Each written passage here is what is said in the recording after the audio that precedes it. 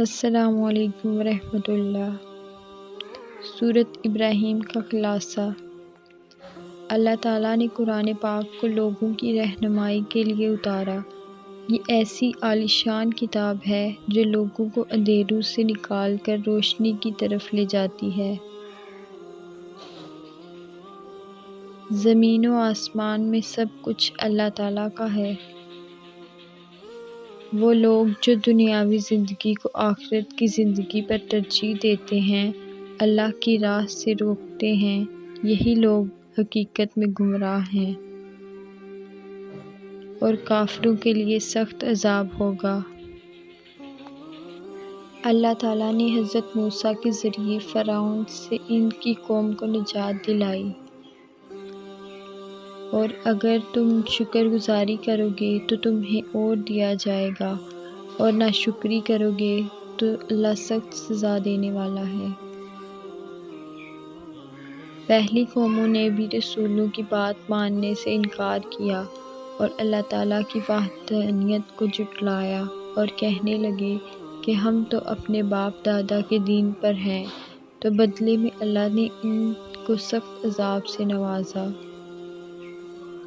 کافروں کے اعمال کی مثال راکھ کی سی ہے، جب تیز ہوا چلے تو لے اڑے۔ انسان جب بھی کوئی برا کام کرتا ہے تو وہ شیطان کی طرف سے نہیں ہوتا، شیطان تو بس راہ دکھاتا ہے۔ یہ انسان کا اپنا نفس ہے جس کی مرضی سے وہ برائی کرتا ہے۔ اور جو لوگ نیک کام کریں گے ان کے لیے جنت ہوگی جس کے نیچے سے نہریں بہہ رہی ہوں گی۔